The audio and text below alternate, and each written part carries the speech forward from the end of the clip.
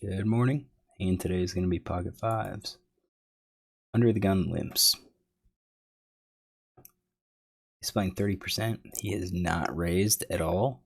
His limp first in is 6 out of 20 hands. He's played 43% here. MP's 33%. I kind of feel like 43% is a little bit high for an early position, but he is just seeming to play quite a few cards. So if we were to look at this is like 41%. Maybe he just got a few extra cards to get him up to that 40%. I say let's start with 30%. I don't think early position players are going to be as wide as 40%. Could be wrong, but I think they're going to be a little bit less, but he's still going to be pretty wide because he's limped. It folds to me, and I open raise. At this point, I know he's 44 hands. I've seen him limp quite a bit, so if I isolate, that's great. Pocket fives isn't necessarily a great hand to go multi-way, so I definitely want to try to raise and get position and have initiative. So here's my mid-position raising range. It's got pocket fives, folds around, and villain 8 calls. Now, is he going to be calling with everything? Maybe we're going to see limp and cold call, basically 100%, 2 out of 2. I think if he's likes his hand enough to limp, he's probably going to call with it. I know I raise pretty big, so at least 5 big blinds, it's often viewed as a bigger bet. That might not have been large enough to generate this fold. I think we're just going to say it'll be this entire range is what he's going to limp call. So the flop comes down to ace 9-3 all spades. Not the best, but you do figure aces in our range. So villain 8 checks. I'm going to assume he checks 100%. Let's check his post-flop stats. 1 out of 12. Calls c-bets 50%. Calls c-bet in position 50%. Calls c-bet out of position 50%. So looks like maybe about 50% he'll be calling here. I bet. So villain, when he checks, I think he's probably just going to be checking everything. We're going to have to be aware that villain will likely call with basically anything that he connects with. So we're going to conclude, flush draws and so forth.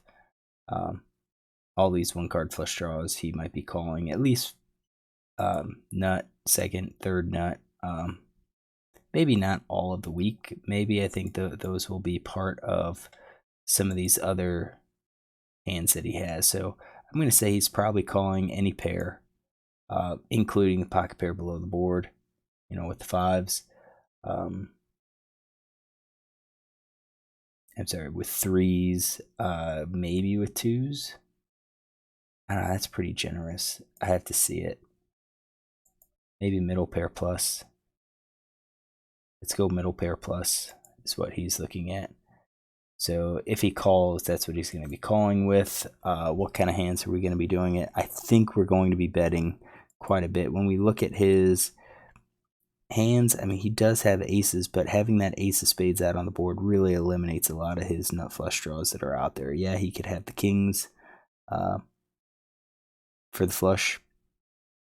He could have a lot of top pair hands, but so could we. We have aces, he could have trip aces too. We could have the nines.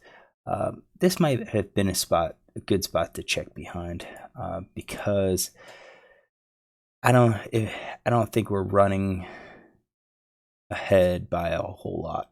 I think this could be considered almost a neutral board here. So I kind of feel like maybe we should have just checked.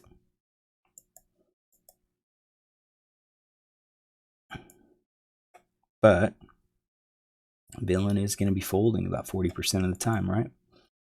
Yeah, almost 45% of the time. So why not attack? And if we're going to be attacking with our pairs and with our draws, then if we're going to be attacking with our draws and with these weak hands, we need to have enough good hands to offset it. So let's consider our draws here. Yeah, I don't think the weak flush draws, these small pocket, I think if they're part of pocket pairs, they're part of our pocket pairs. I'm going to say we are all just kind of betting, not really for value, but for bluffs with these small pocket pairs. I do think we bet our flush for value, sets probably for value, two pairs for value, two pairs and sets are probably a little bit more for some value and protection. So it looks like I'm a little bit value heavy here. But villain's gonna probably be ahead. So I did bet, and again, I don't think I'm thrilled with this. I think this board versus this very loose opponent, it's probably better just to kind of check behind. Even if we had ace king, it's probably better just to check behind. So I bet he calls, and then the 9 of club comes out, and I think that's kind of, again, it doesn't really change a whole lot. So what is villain doing? So villain's gonna check. I think, again, I checked on the flop. This could have been a good spot where when we check on the flop, we can now lead out here or bet here. It's kind of like a delayed C bet. I think that might be good for like ace king, maybe kings, especially if we've got a spade. We didn't want to bet like pocket kings or let's say king queen with king spades. We didn't want to bet the flop and have villain like come over the top and then force us to fold. But now, we can, we still don't want that to happen, but I think with 2 cards to come, it could be more likely that someone does that with, let's say, trips. Whereas now, I think it's going to be a little less likely that they're going to do it because I think the check on the flop, it would be consistent with a nut flush. Because, we hammered it and now we're just kind of slow playing it. So I do feel like maybe our play should have been to check flop. And now, once he checks again, and I do think he's going to be checking here 100%. If we were to bet again, he's probably going to be calling with top pair plus, maybe pocket pair below top card. And if they call, we're just going to be we're gonna be beat. We're gonna be beat. So I think for us, firing 2 streets, I don't think we're gonna be firing 2 streets on these aces with the low kicker. And I'm not even sure if we should have been c-betting ace with the low kicker.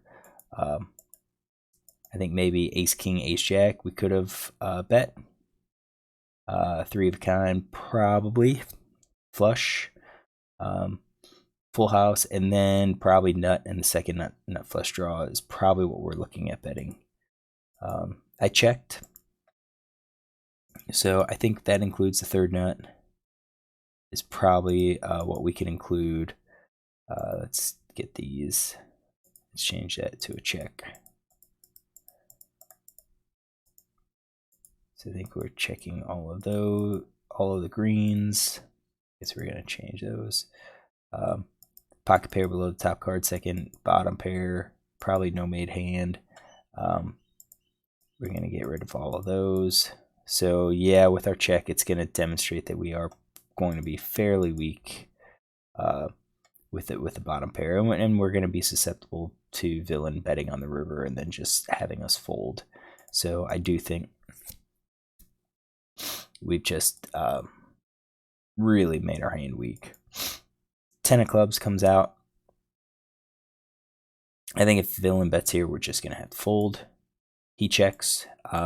Now he had the opportunity to bet, so I don't think quads, full houses, flushes are out there. I think he's going to be hoping to get paid off. Possibility of a three of a kind maybe, but I kind of feel like he might go for some value with three of a kind, maybe even two pair. I think with top pair, maybe ace king, ace queen's going to be betting, so he didn't. So I'm just, but this guy's kind of passive. But he has bet on the flop, so yeah, let's say ace king, ace queen would have been a bet, and then pocket pair below the top card. We already showed weakness, and now he's showing some weakness by checking. Definitely when we look at combos here, he's got a bunch. He's got 33 top pair combos, 44%. I don't think this is going to be a chance for us to bet here. We shouldn't have ace king, ace queen, so maybe a full house we bet. Full house we bet, and then maybe something like we miss. Maybe a king of spades, but we don't have it. I think we check behind. So I checked behind. We get to see a showdown, and he shows king jack. So king jack offsuit with the king of spades. Does he have that? Yep, he does have that in his range. So he's looked like he called with the king of spades. I think that makes sense. Would he have called again on the turn? Yes, I do think he would have called again on the turn. Would he have called again on the river? Probably not. Probably not. So I'm curious. What does GTO suggest here? So here's a GTO. Villain should be leading. I think this is interesting. Leading with threes, 4-3, 5-3. Kind of leading at the bottom of those, leading with trip nines. I think kind of recognizes that he has all of the big hands, just a little bit more, a little bit looser here.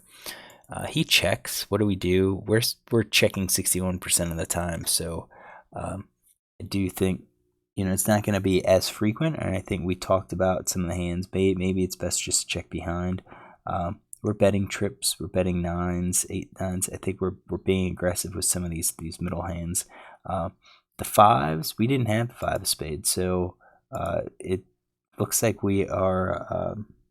GTO recommends betting with these small pocket pairs. Try to hopefully generate a fold. So I think we made the correct play. Looks like according to GTO, it looks like we're making the right play. I'd said we could probably lean towards checking with like ace king, ace queen. Yeah, definitely the spades makes a difference. If we have a spades, we're more likely to check, but we're betting, it looks like, our lower cards, our lower pairs.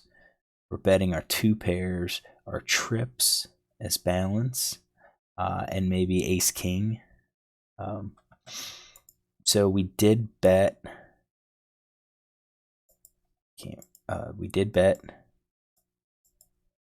And now villain should be calling with quite a few. Does have him calling with king jack. Has him somewhat raising. But he didn't do that. And then he checks. Should we be betting? Looks like we are supposed to be betting more frequently because we had a much lower c-bet stat at 38. Now we're leading it more.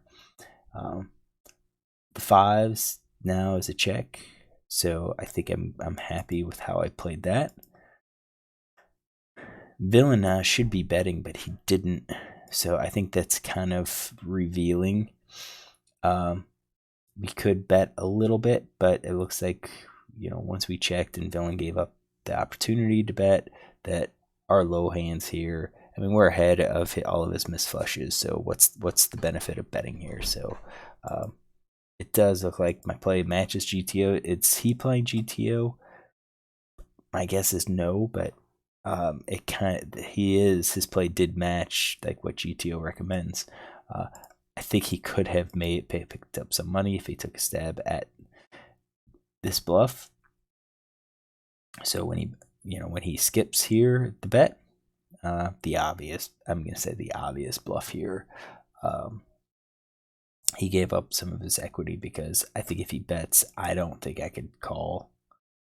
And that's what GTO is recommending. All right, so I think I played this hand okay.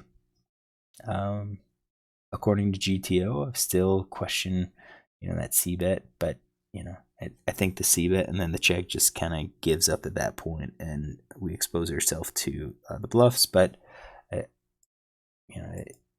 how frequently is Villain going to be bluffing? I think if he bluffs, he's going to have a lot of hands in his range that just completely beat us.